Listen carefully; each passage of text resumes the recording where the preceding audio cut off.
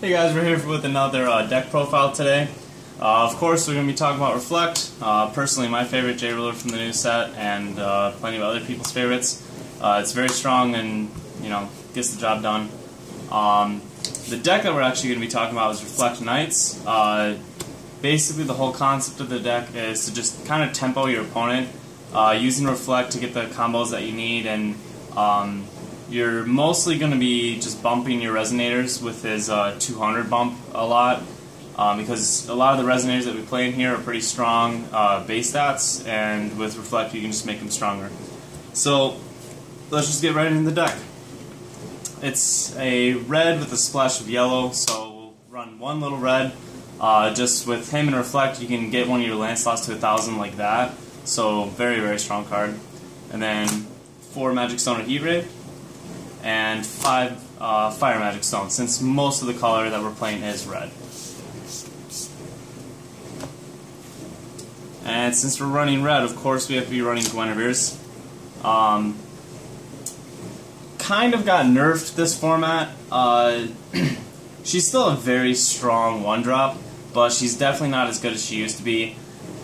There's not so much removal as there is board presence now in the meta, I feel like, so she's still very good, but not necessarily, you don't really need to run her in every single deck, but in this deck she fits kind of nice. And then we also run 4 Rook Egg. There's multiple ways for us to get rid of this Rook Egg to get the search off. First off, we can use Guinevere, which is really great because we can search and draw for cards. And then we can also use Leviathan. Plenty of ways to get this guy off the board and get us the Resonators that we need. We're also running 4 Percival because this is a Knights deck. Pretty self-explanatory. And of course, 4 Lancelot. With Lancelot, he's probably one of your biggest tempo pushers in this game, because you can drop him on turn 2 with the 6/6 swiftness, which is already awesome. But if you have a little red or something and you want to wait until turn 3, you can drop him by paying like 2 Magic Heat Rays or something, and then with your little red and your Reflect, you can bounce him up to, or you can bump him up to 1,000 on turn 3, which is pretty amazing for just playing only Lancelot and utilizing your J-Ruler and Stones, which are always there for you. So just one card to deal 700 to a Resonator and swing for 1,000. It's really strong, and kind of what this deck runs around. It's definitely one of your best combos and one of your most strongest cards. We also run 1 Hector. Just another way to bump up Lancelot, and it's just not a bad card. But since we do have better ways to bump Lancelot up instead of playing a card and stuff like that, we do only run 1. 3 Snow White. Best 3-drop red Resonator. Really strong card. You can drop a Lancelot on turn 2, drop Snow White on turn 3, and get some pretty good board presence going on. And then 1 Little Dread, the Fake Red Moon. A lot of Knights builds, Bloody Arla build, whatever, they used to run 2 to 3 Little Dreads. I think in this meta we're only going to need 1. I personally did not use this much in the tournament. I played against a lot of Reflect decks, I played against Reflect Fairies and such, and it was too slow to utilize her to her full power. And in the games that I would have needed her, I could have just searched her out with Reflect, but I actually ended up searching for different cards instead. So definitely one of, if you really want to put something else in the deck, it can be cut, but it's a strong one of option, because if it can win you the game, it's a pretty easy search with Reflect target. So 1 Susan, same thing, pretty easy to search out, and there's a lot of dragons out in the meta right now, Guiber being put in half the decks there are. Unfortunately, this can't just kill Guiber half the time, because if your opponent's playing Reflect, they're just going to bump them. But it's still a great card if they do have a Guiber out and another Resonator to just kill whatever Resonator they have, and just have a 12/12 with Swiftness and Pierce on the board. Still a good card. And then we play 1 Giles. Giles has definitely got nerfed with Reflect coming out. Big problem with him is you get to turn 6, you drop him, and then they just remove 2 magic counters, which they're almost always going to have on their J-Ruler, and just bump them to your hand, and you just wasted pretty much a whole turn. The reason that we do still mainboard 1 is because you are going to play against decks that aren't using Reflect, and he is still a game winner. I mean, you're running all Fire Magic Stones except for Little Red, so most of the time when you're dropping him on turn 6, he's going to be at least 2,000, sometimes 1,800, which is still just a ton of damage for him to take in the face. A lot of games I sided him out. Him, Susan, and Little Red were a lot of the side-out cards for here, but he's still a pretty good one-off. For the spells, we have 2 Thunder. The reason that we don't play 4 is Thunder isn't that great anymore.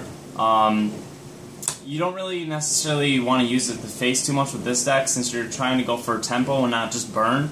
And a lot of the things that are Thunderable, you can kind of just kill off with Demon Flame.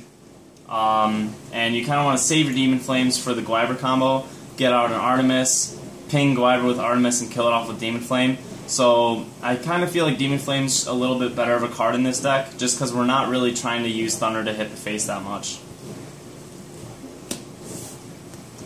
Then we also have 3 Flame King Shout.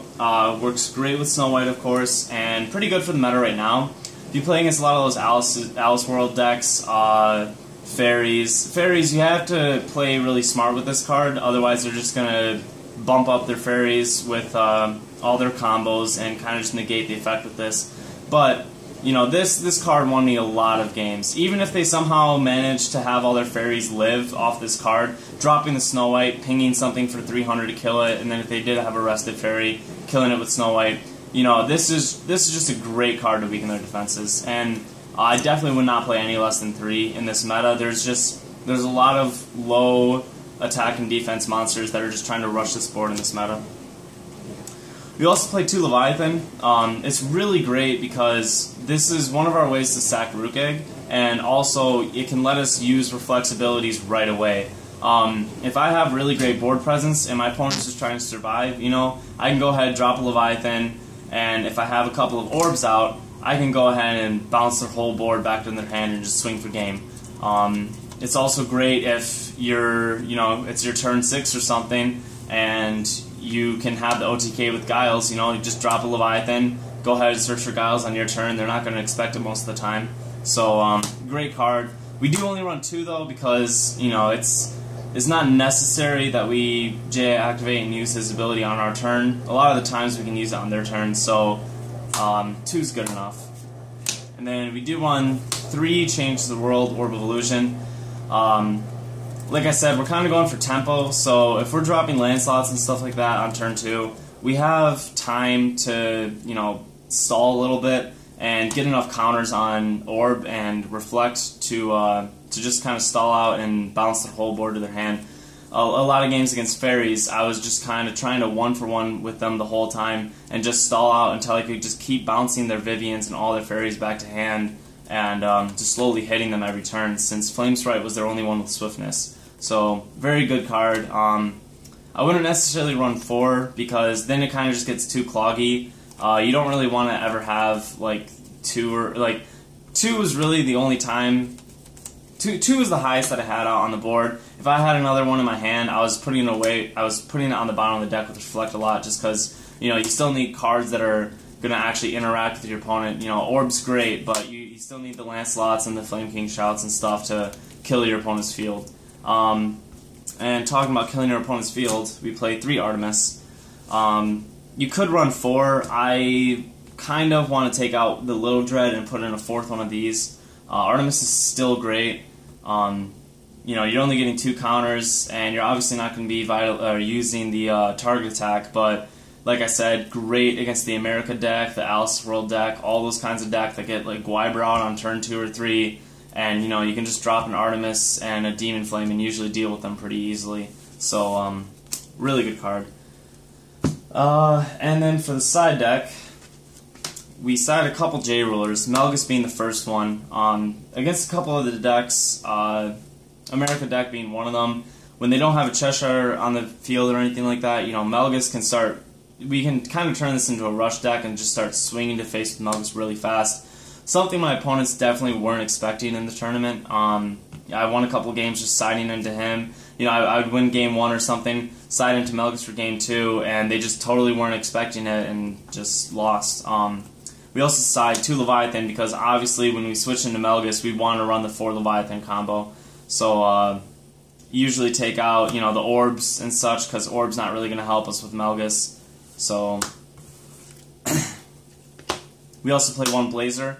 There was actually 1/3 of the tournament that I went to was the Valentina 28 Regalia deck. So I'm very glad that I had this sided. This was purely for the purpose of that deck. Valentina can OTK pretty easily. You know, like they have the 7 Regalia out, and that's an OTK. However, when I sided in Blazer, you know, they were forced to OTK. So Blazer was really great because it let me just keep swinging at them and trying to not allow them enough time to stall until they had 7 Regalia out on the board.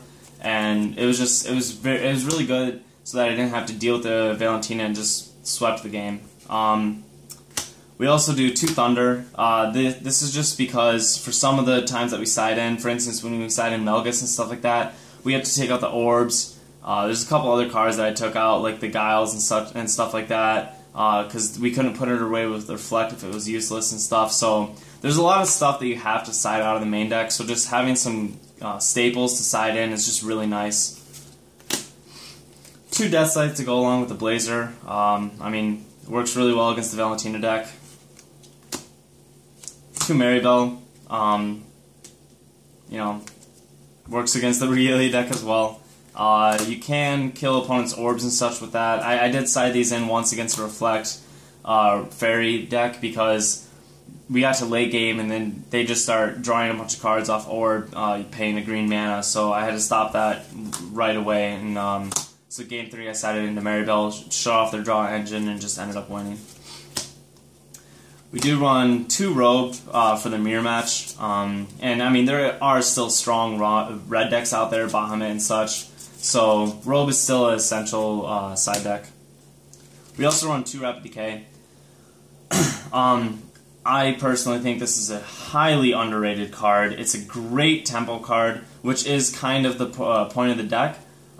It's also great against the mirror match. You know, if you're playing against Reflect Knights, to destroy Lancelot with Rapid Decay, it really pushes the game state in your favor. And you know, if they have a Morgiana or something, you're playing against Alice's World, yeah, it's not a tempo win, but you are getting rid of it, and it can be highly helpful. And last but not least, Blessed Holy Wolf. Since we are running Reflect, the Barrier of Shadows card, if you're not familiar with it, it makes your J activate and Regalia Regalia abilities, activate abilities, cost 1 more. And I mean, obviously, we're running the 3 Artemis, 3 Orb, 2 Leviathan. You know, we don't want Regalia abilities to cost any more, and we're constantly flipping over Reflect. So this is great for the side deck against the dark decks because when it enters the field, you can destroy target addition. And the beauty with this is you can play this for 2, and if they somehow have 2 out or something, or you need to destroy another addition, you can bounce it back to your own hand with Reflect and play it right again to kill something else. So you can destroy, you know, 2 to 3 additions per turn if you need to, which is why we only really run 1. It's out of the Thunder range and everything like that, so it's a pretty strong one-of in the side deck. So that's the deck, guys. I ended up going at 2nd place at a box tournament, and my buddy who was playing the same exact card for card list, he got 4th, and my other teammate that ran the America deck that won Las Vegas, or I'm not sure if it won, I know that like 4 of the top 8 were the America deck, he got 1st place, actually beat me, so I have to try to figure out a good side deck for that because that is one of the strongest decks in this format. I believe that Reflect Knights, the America deck, and I guess Fairies are the top 3 decks in this format right now. So my advice to you guys is whenever you're deck building, keep Reflect in mind. I mean, he seems to be in 90% of all the top tier decks right now, and you need to be putting in sideboard for him. And for all the kind of decks that he's playing, you know, I still keep Alice's World in mind whenever I build a deck. Reflect Knights, it's not that popular right now, but I feel like people will start going back to it once they stop tinkering around with the new ideas. And yeah, guys, I just hope you like the list. Please like, comment, subscribe. Let us know what you like about the deck. Let us know what you might change. Yeah.